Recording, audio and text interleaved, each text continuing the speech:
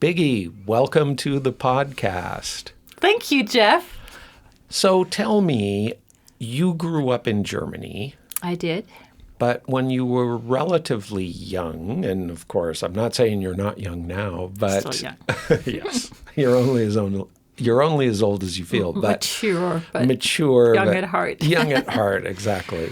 So you came to the United States for grad school, right? For the MBA? Not originally. No, I moved to California. Wow. To work for Enterprise Rent-A-Car.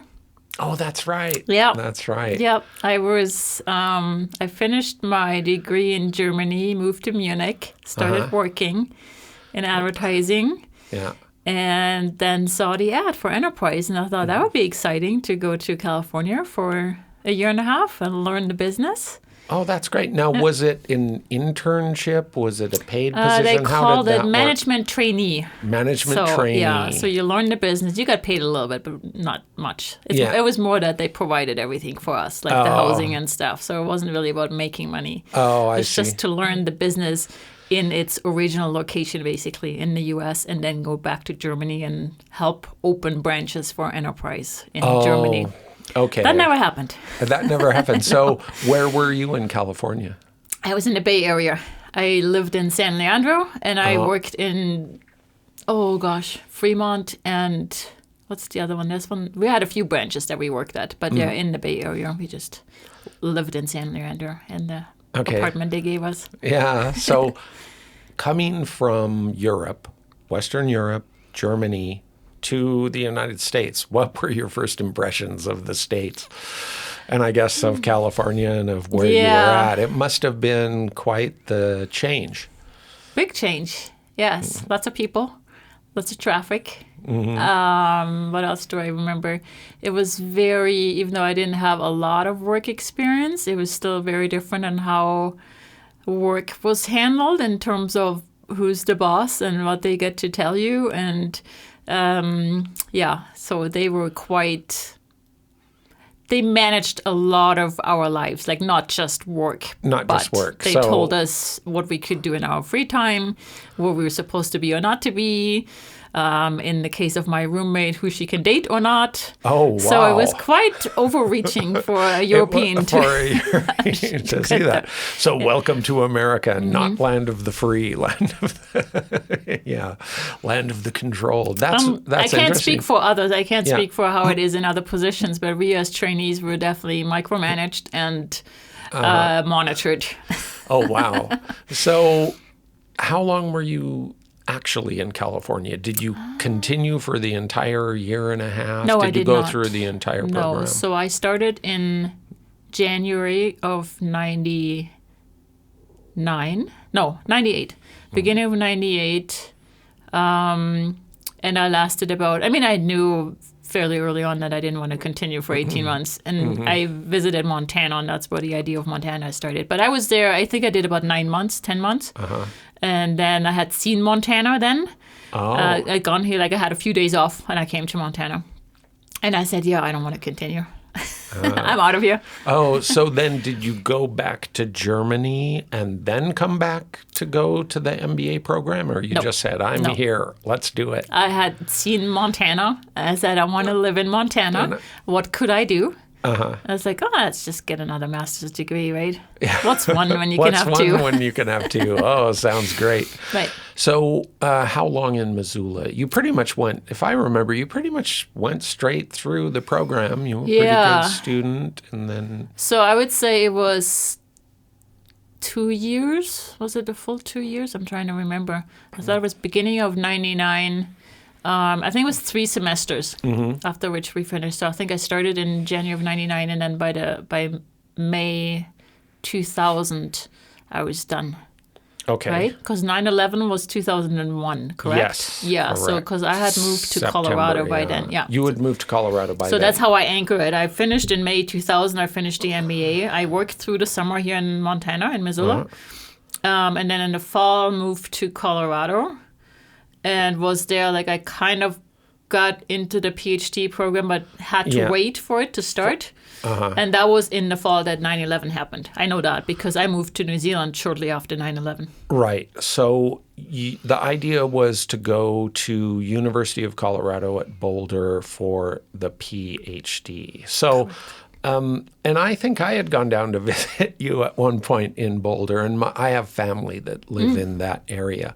So what is the thing with the Colorado people with DU and CU? On the building, it says University of Colorado, which would be UC, but they call it CU. And on the building, it says University of Denver, but they call it DU. Are they just different kind of? I don't know. I guess it's to distinguish it from some other university. I'm not sure. I guess they're special. Is it like Colorado. Montana, with University of Montana and Montana State or something? Montana State? Yeah, I don't know, but I never figured that out about Colorado. But it is beautiful down there. And you, of course, love the outdoors. You love running. You've done ultra marathons. You've done marathons. Not done, I guess. But yeah, I moved there in November. I got a season's pass for Keystone and Breckenridge and A Basin, and you get some day passes for Vail, which was amazing. Yeah, so you got all your skiing in, you got hiking trails. It's a wonderful place to be. But academically, you decided, how did you go from, okay, so I need another master's degree. One isn't enough. Then I go from UM to CU, and then stick around there for a while, and then you go to the University of Otago in New Zealand. What was the thought process there? How did you? Did I end up there? Yeah. How did you end up there? I moved to Colorado. I applied for the PhD program, moved there, got accepted. However, this was November, and I had to wait for the following fall semester to start because it's still a program that's based on classes. So it wasn't just kind of a continuous entry or something. So I got to know other PhD students and my supervisor and all of that. And I learned more about it. And not only did I not really like the idea of classes anymore, I really wanted to focus on research and not go back for 2 years of classes. The other thing was that, the supervisor is very accomplished and actually a really nice guy. He is just too busy or has other priorities to read the PhD students' drafts and writings and really help them much. He just doesn't have the time for it. He does a lot of other things. And I thought, do I really want to be in that situation for 4 years? First do classes and then really focus, or not focus, but have a supervisor who doesn't really take the time to guide you through the program, and that's a tough situation to be in. And I talked to other PhD students, and again, while everybody admires him, it's just when you have to wait 3 months to get feedback on your drafts, it's very frustrating when you have a timeline. So that was when I started to look around. I said, is there somewhere where I can do a research-based degree without classes? And I started sending my proposal around, and that's how I ended up in New Zealand, because I had amazing supervisors that liked my proposal and lots of support, travel support, research support, and the department is behind you even as a PhD student, so you're integrated, you teach, lots of support. I was like, why not? Okay, so why marketing? Now, in the MBA program, there are different kind of areas or things that you can kind of focus on. What drew you to marketing? Now, remember, I guess you went to California to work for Enterprise, and that was how to set up new stuff in Europe and marketing. Was that your undergrad degree? Were you always interested in marketing? How did that interest happen? So my first degree was just in general business. It was business admin, basically, but I had marketing in it, and I liked it. The MBA has everything, right? But I did really like it, and I did opt to write a thesis rather than doing an exam, and that was on email marketing. So I kind of focused on the electronic side of marketing then. It's just... I liked my marketing teachers, I liked my media teachers, and I might as well do it with them. And, it was an interest that I had. And so I wrote that on email marketing. My thesis on my degree in Germany was actually on, it's called EDI, like an electronic data interchange. So like banking sector and how they use that. So it was all kind of in the electronic area. And then, MBA was on email marketing, and it was just an interest. And I had what I really wanted to do, and this is based on a presentation I heard in Colorado when I lived there. There was a guy who gave a presentation on web analytics. So like measures you can get from the websites. Yeah. Anything of like what people do, where they go to, where they come from, whatever, everything. Day of the week. And he worked for, I want to say it was Cisco, but I don't either.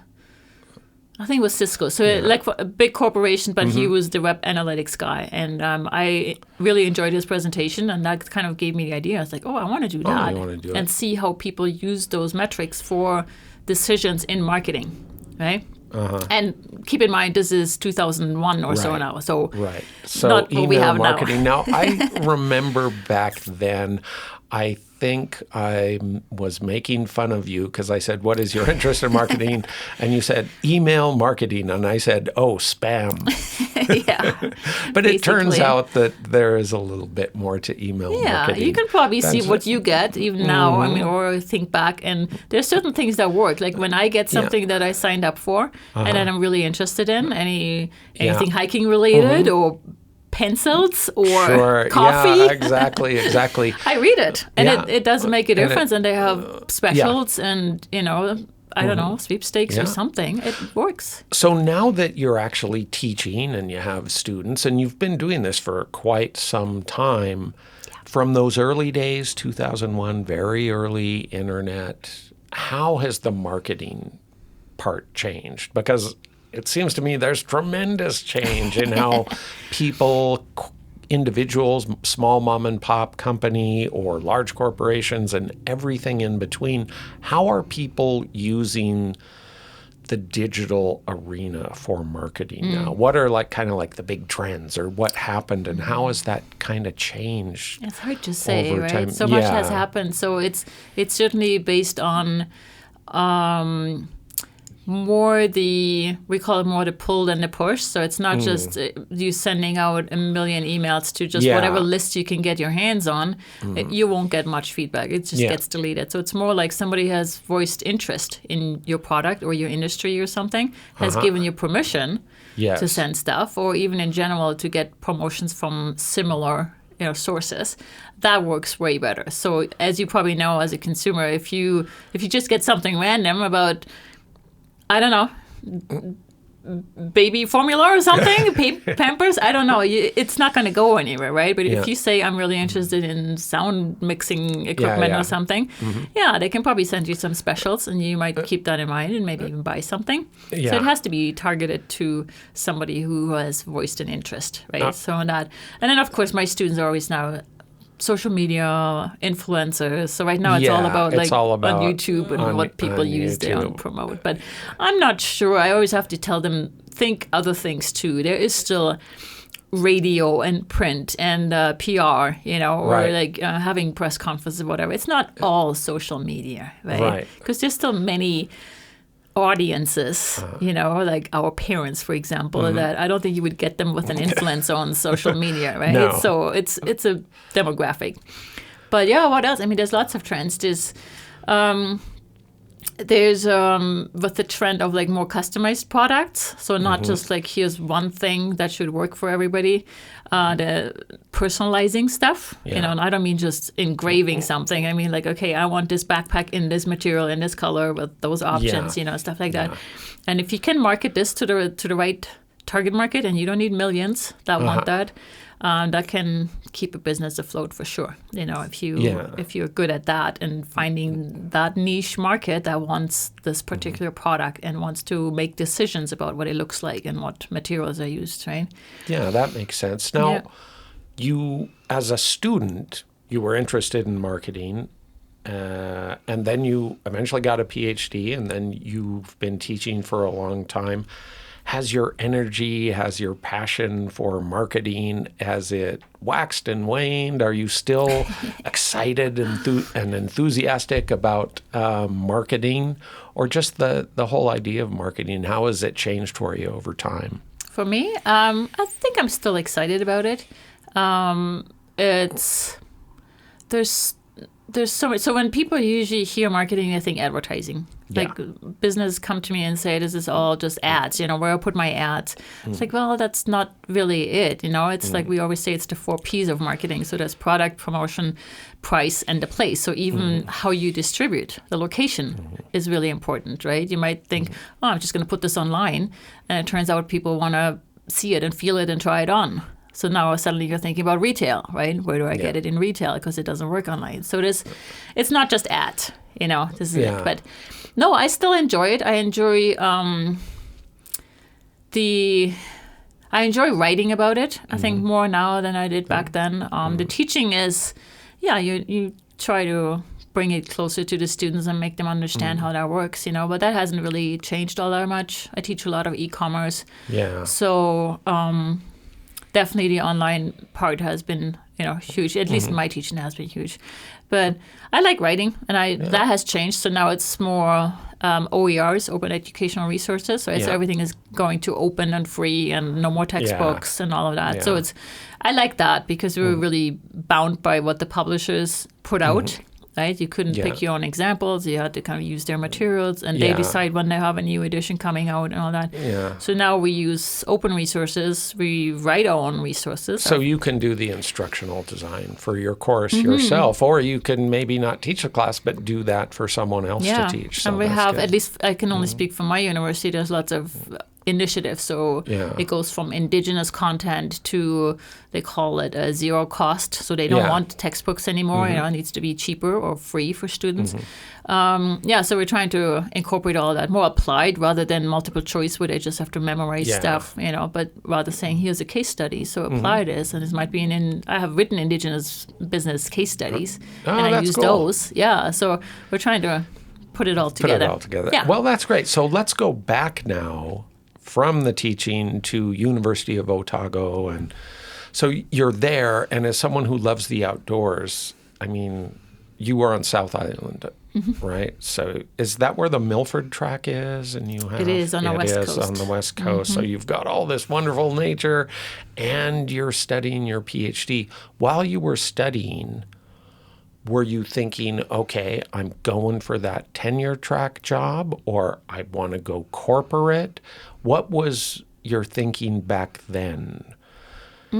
Before you graduated, but especially maybe your final year, you're getting that thesis all done planning the future. What were your plans back then?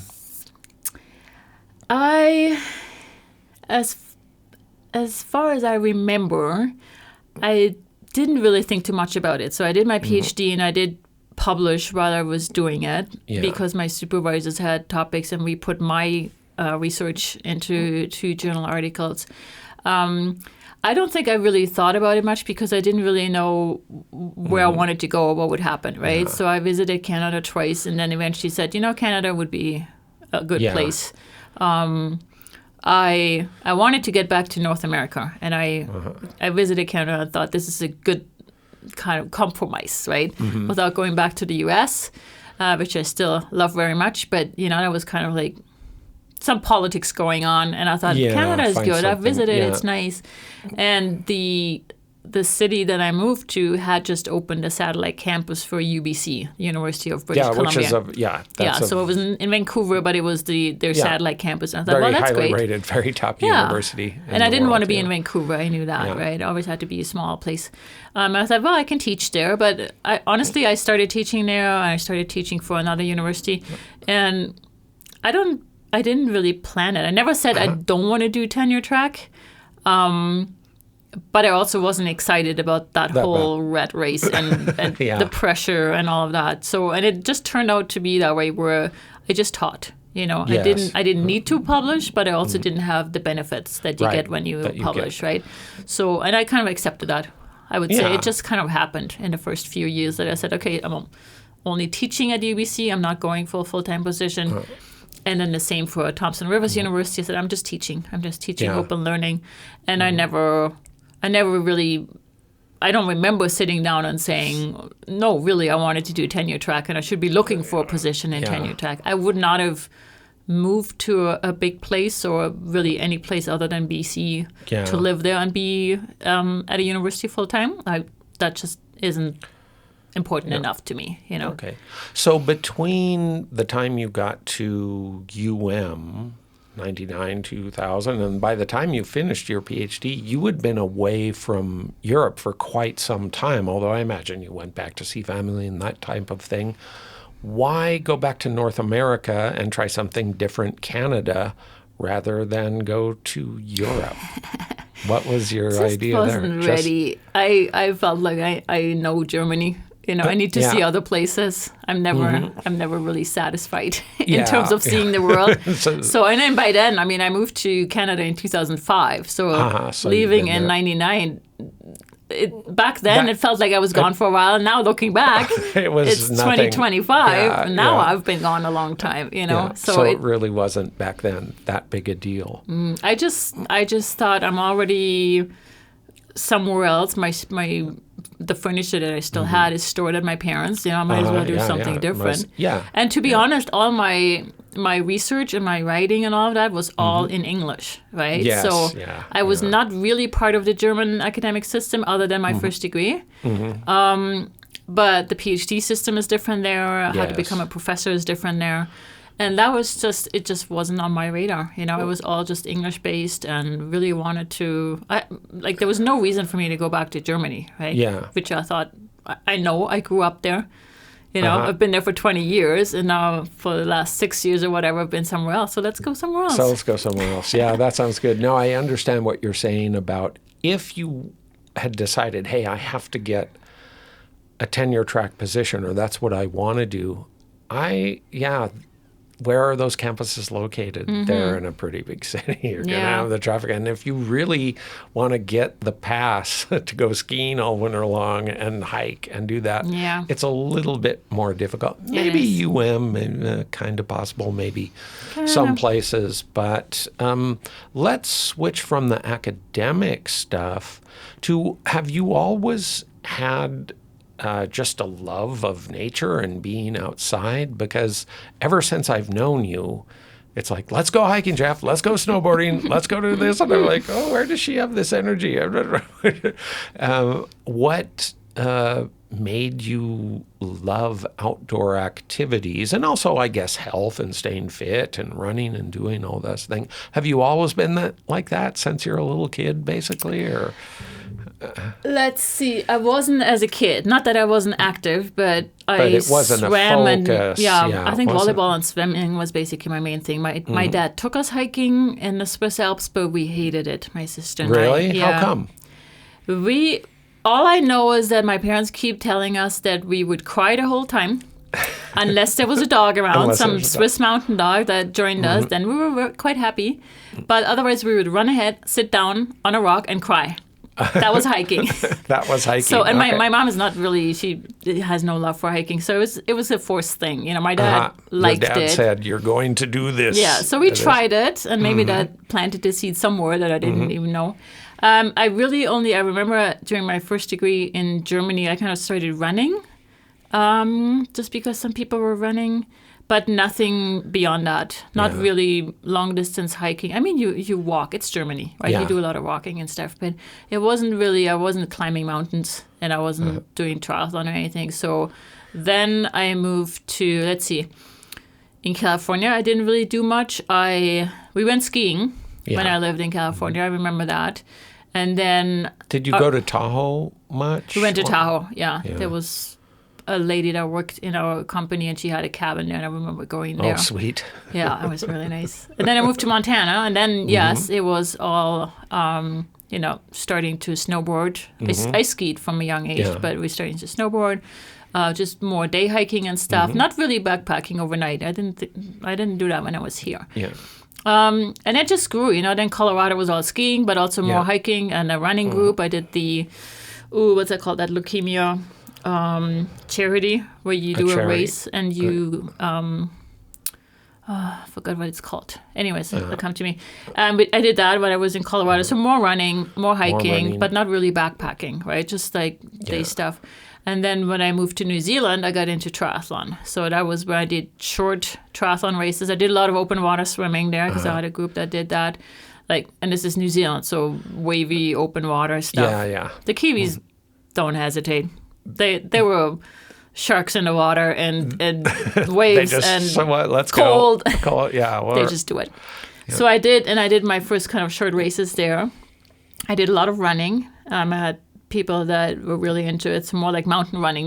We're not talking pavement. We're talking technical stuff in the mountains, right? And I cycled lots.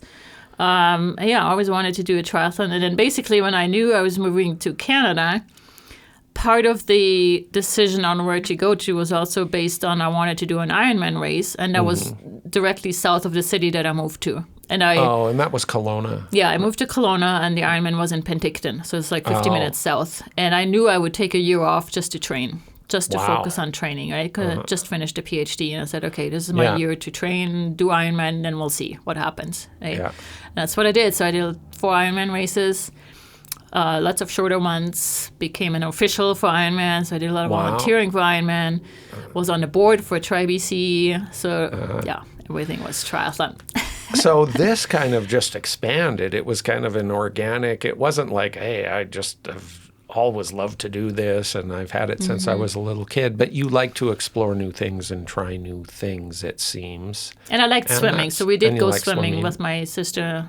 We did have not timed stuff, we didn't do competition, but we did surf life-saving stuff, so more like saving people and all that. So we had regular swim training, and I do like that. And you do like that. And I really love open water swimming, not so much pool, you know? Yeah. But I played into that, and I was like, there's a sport that combines that with running and cycling. Things that you were already doing. So, So it must have been a challenge, but I'm sure you handled that quite well. Now, we were talking yesterday, and I have a question for you, because I was showing you this video from this dude on YouTube who lives in the Philippines, and I kind of liked his setup. His setup was he's got a little small SUV, but he's camping with the family, right? He's got the wife and the kid, but the way he pulls that tent over the roof of the car, and he's got all this up, and he's got his little battery inverter, and you were saying, no. When you go out, you really like the minimalist approach. As little stuff as possible. And I think you also mentioned to me, you don't want to be on the trail with a lot of other people there. You want to go alone. So why is that? What is it about? Are you like the independent explorer from the 1700s going west across North America? Or what is the attraction of that? You want to travel light. You want to rely on yourself. You want the experience to be very individualistic. So what's the thought and it depends process on where in you that? go, right? So what I said was I don't want to hike somewhere where people can drive to, where you can have ATVs or even cars, right? That's not there's nothing in it for me. That's not hiking. That's not real. What the guy on YouTube does, I mean, yes, there's some cool gadgets you can bring. For me, the goal is not to be as, if I say comfortable, I don't. Because I'm still comfortable, right? But I don't need everything I have at home when I go camping. You don't need your satellite dish on the RV or and stuff. cooking and grilling and a cooler and whatever. So what I do is backpacking, and because I started with really into long distance backpacking.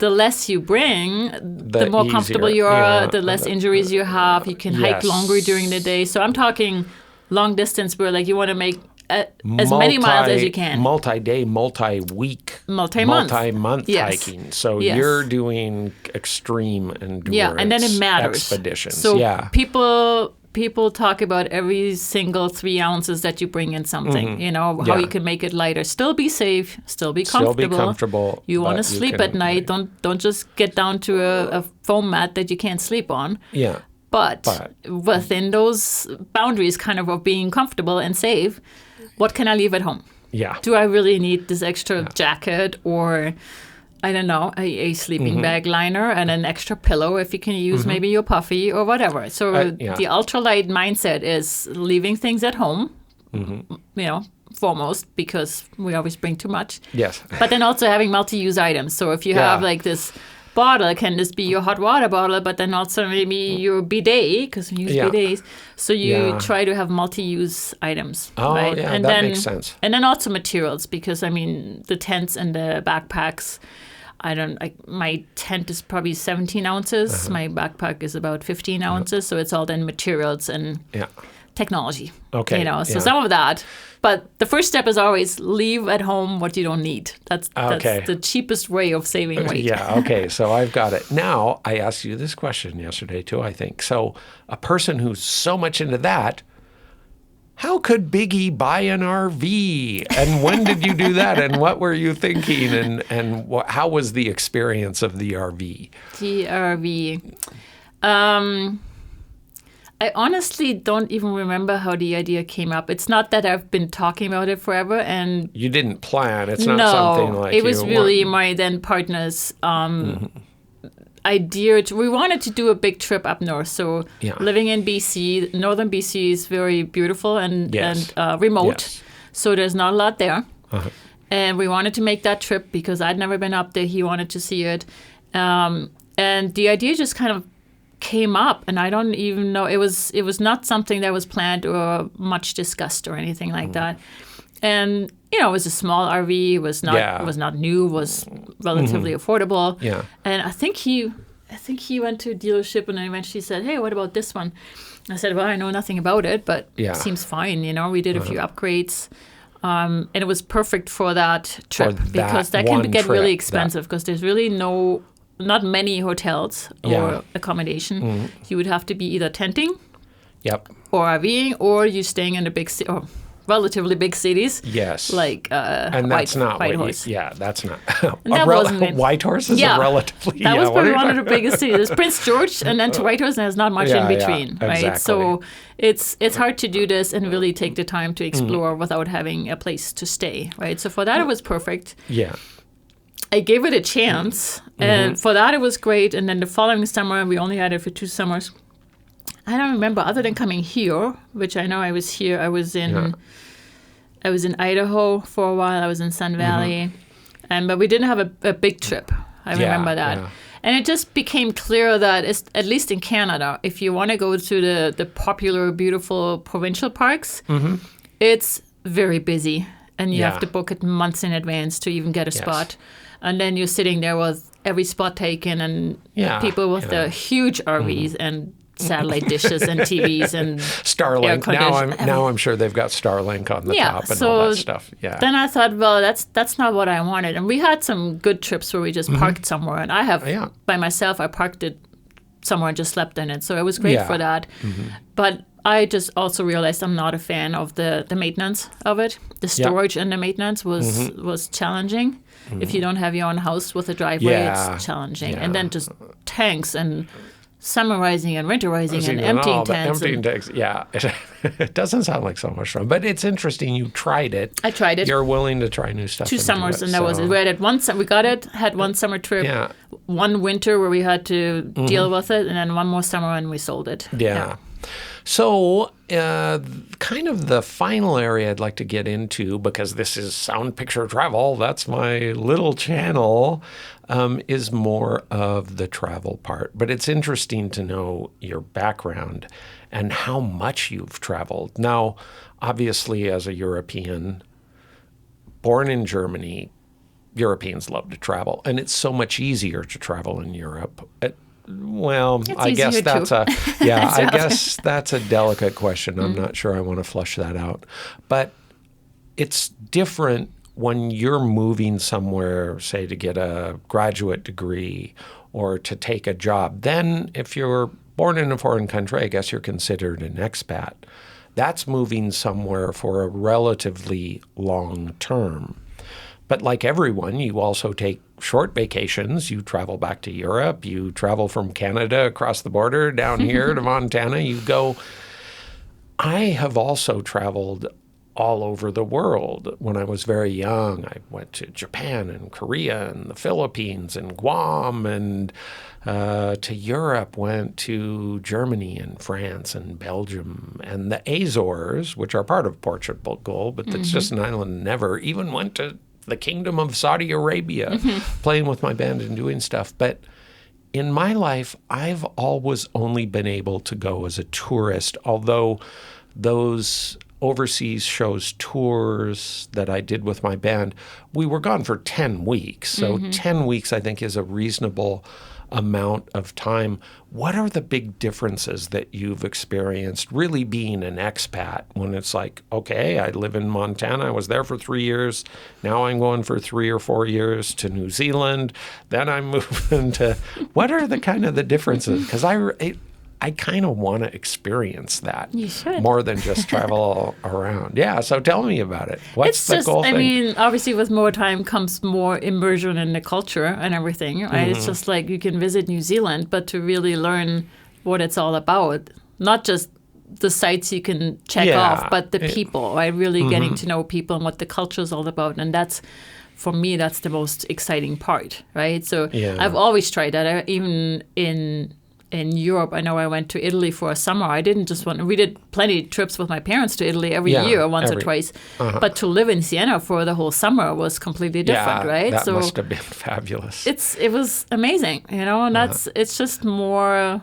involvement in what's going on around you and not just saying, oh, I'm just staying in this Airbnb and checking out the sites, It's you're trying to live there. You have to set up things. You have to set up housing and maybe getting a car and dealing with immigration or whatever. Visas, student visa. Now, a student visa is much different than a work visa like you were able to obtain in Canada.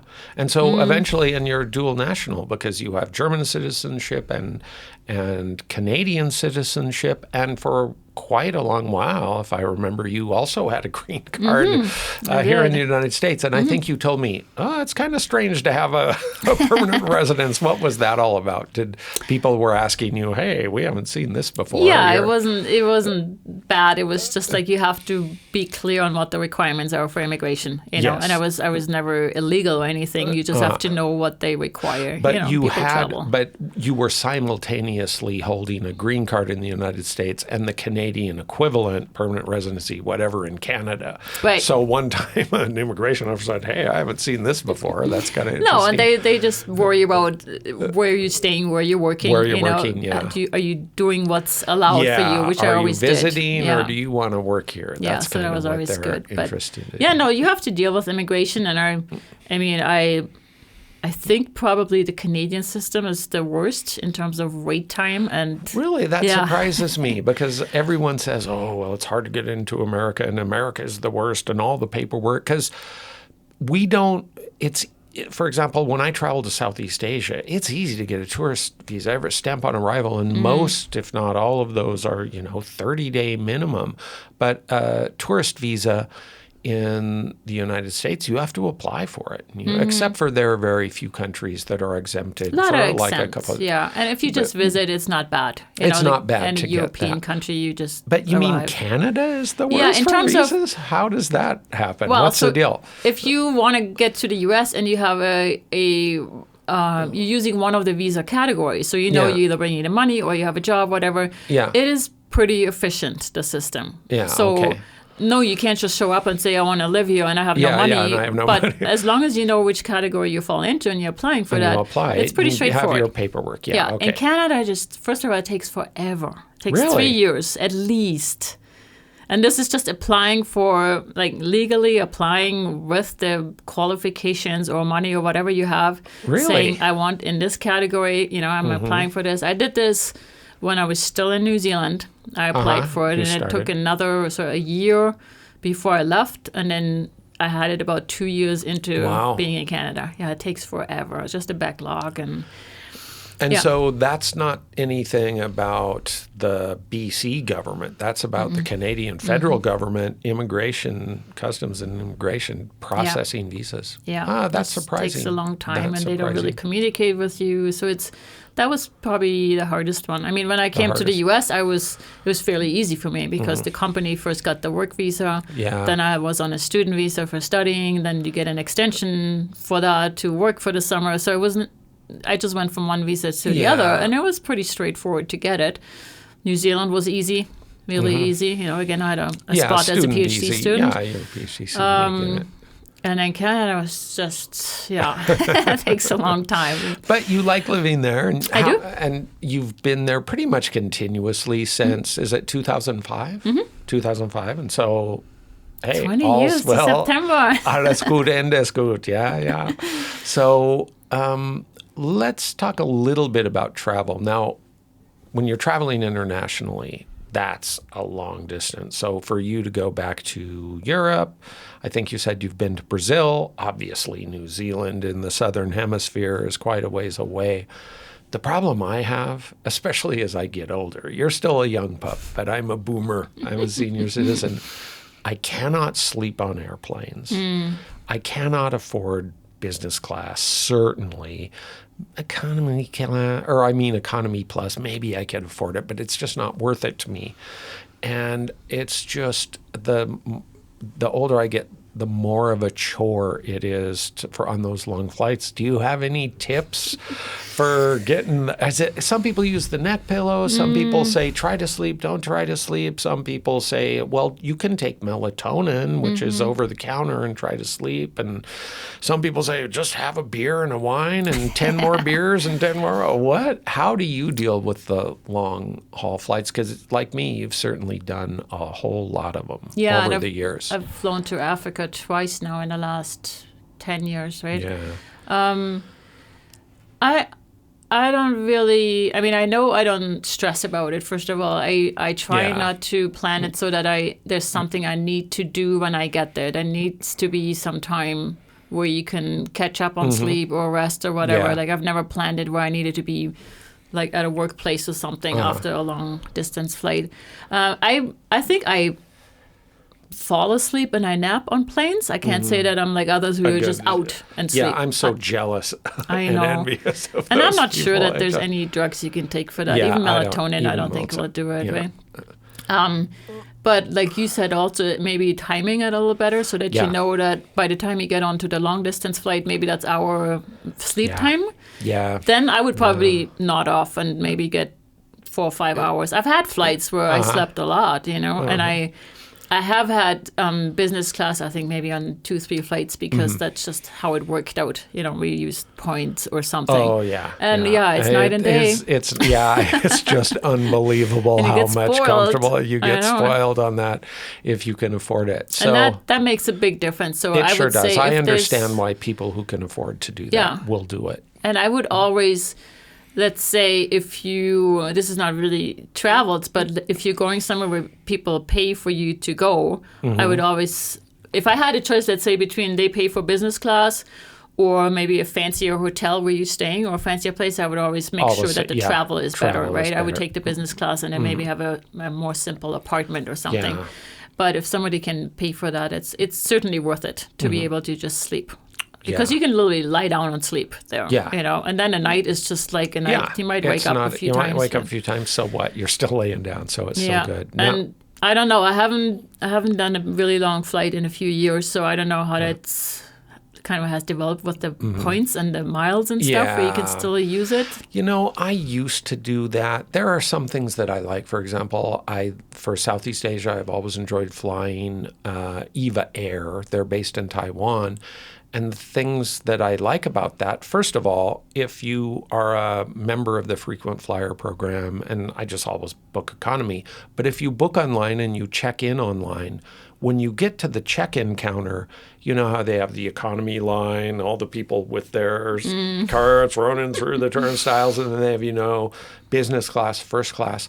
What EVA did is they put their own separate check-in line next to business class called online check-in. So if you were online check-in, you got to go to that line, and it was so much shorter and so much better.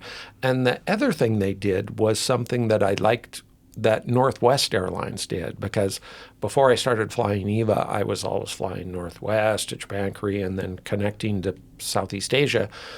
And I liked the frequent flyer points back then because on Northwest, after about 3 or 4 trips, I might be able, depending on the rules and restrictions, get a free ticket. So I'm like, this works out really well. The program is very generous. And then, of course, all the airlines changed that, or at least it seems to me they did. But one thing Northwest did, you're a marketing person, I think you'll like this. They would send me an email, and some would say that's spam. But what they would say is, for this 2-week period, you can use miles and cash. So you don't have to have the 70,000 or however many thousand miles accrued to get an award ticket. You can use your 20,000 points to get a discount off of, the ticket. And so with EVA Airlines, some people say EVA, some people say EVA Air, miles and cash is permanent, 24/7, 365.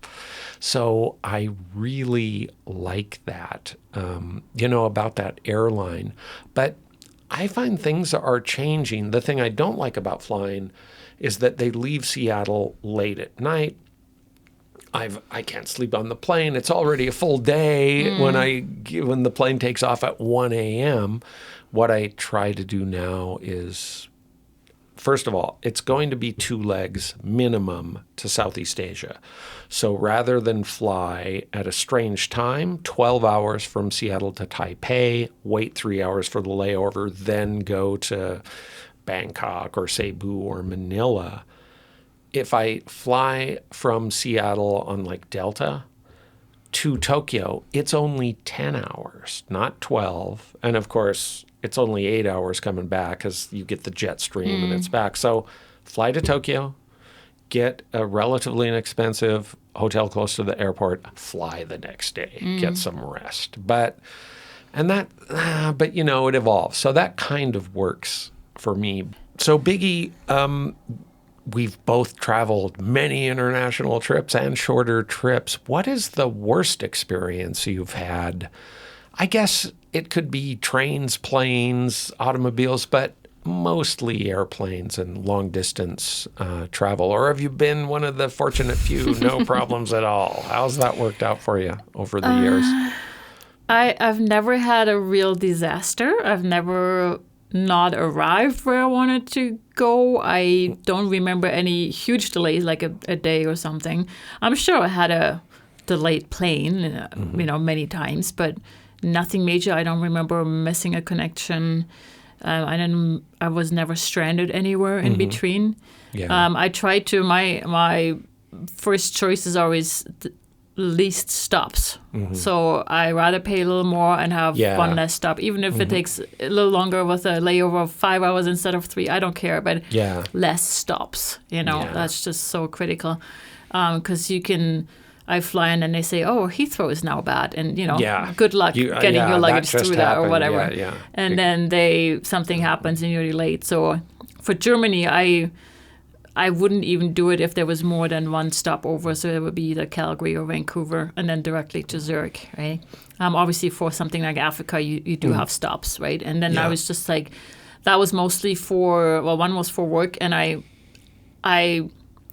find if I have a mindset where I just let go of it and say, I'm going to get there whenever I get there. If that gets delayed and they have to put me up in a hotel in Ethiopia or whatever for the night, so okay, I'll notify them. I'll just be there a day later. So not to, and for me, when I traveled for Ironman races, that was, then you really need to get there. Your bike needs to get there, so that is a lot more stressful. You don't have as much leeway there.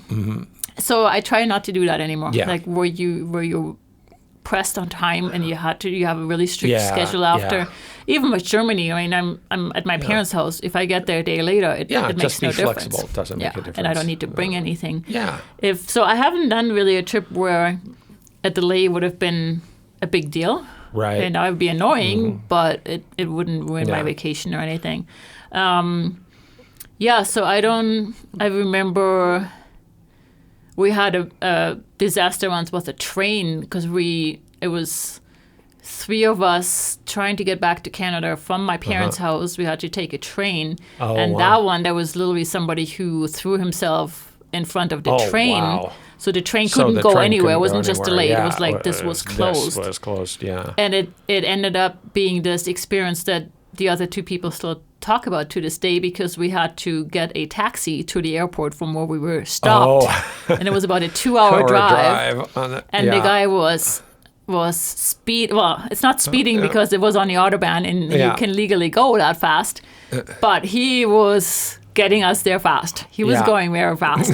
And for Canadians who've never been on the Autobahn, I was used to it, but the others had really big eyes. Oh, that's interesting. Like, oh no. And I remember them thinking we're going 200, and they're like, he's trying to get us there. Safely. He was not unsafe. He was not unsafe, but interesting. But it was quite the experience. So we had to get into the taxi and get to the airport. Yeah. But other than that, 2 trips to Africa, everything has gone over well. decades of travel, I think that's pretty good. It is pretty good. Yeah. I mean, I'm sure there was delayed planes, maybe even missed planes, but nothing catastrophic where I said that I missed something, like an event or something. Absolutely. I haven't had that. Absolutely. So, in all of these travel experiences, you've been to Africa, you've been to Brazil, so you've been on both of those continents. Tonga. You've been to Tonga? Oh, wow, that's cool. Of course, Europe all over the place, North America all over the place. Is there a place, so now we're talking about the future, is there a place or places that you really want to go? What's on your bucket list of places to visit right now? Does it have to be a new place or a return? No, it could be a return. What's the place that you really either want to return to or you want to check out? So I would say the top place that I've never been to and really want to go to would be Mongolia. Why? Because I'd like to explore the culture and just be immersed. I would probably just hike around or I have to do more research on how they travel and stuff, but whether I can just get on a bike or a horse, I don't know. I would love to explore that in the mountains and the nomadic lifestyle and all of that. So Mongolia. I would like to go to Japan, even though I picture that as quite a different vacation. So I would probably, I usually don't go for cities, but I think in Japan I would like to explore some cities. Yes, you on would. Top of like mountains and all of that. Yeah, and I just got back, so it's I would love to go. So Japan is on the list for more culture and just kind of being even in urban environments and explore that and just the culture. And then really my top places in the world, other than my favorite place in Washington State that I can luckily drive to whenever I want to. What's that? Winthrop.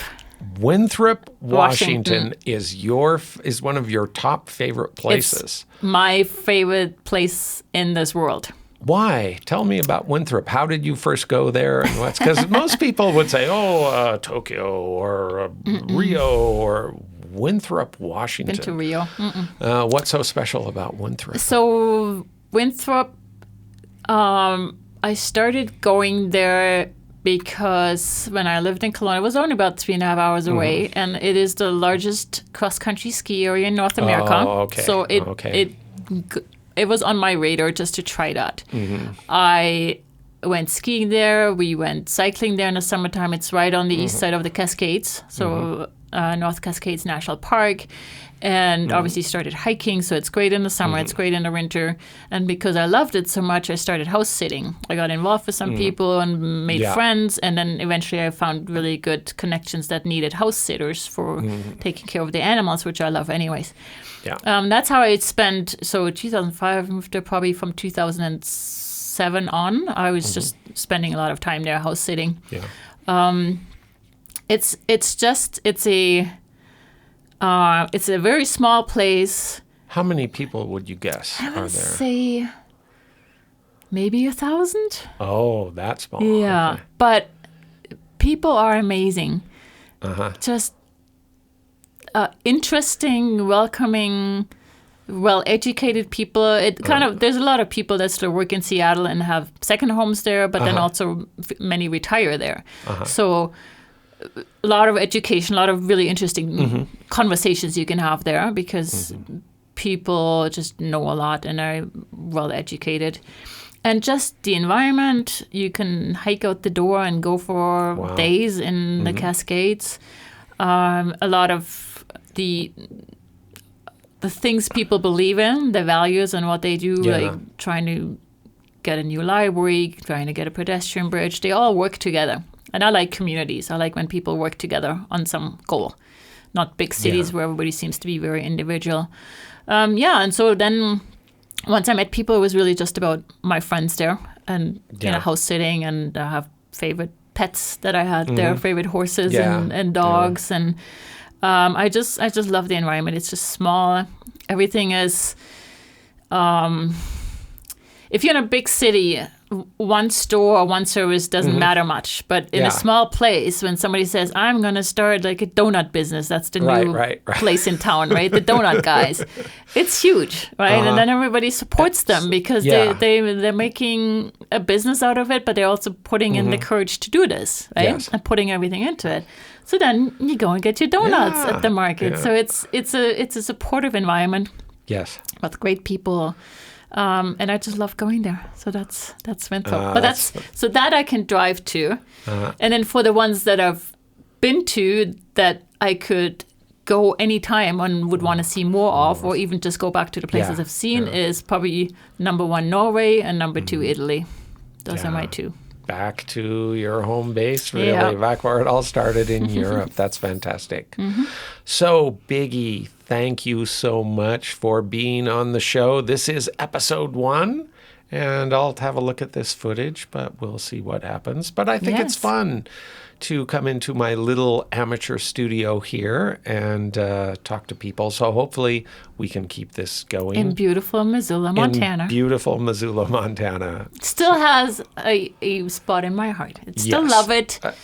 And Missoula is one of my favorite places too. Fantastic. Yeah. Thank you, Biggi. You're welcome.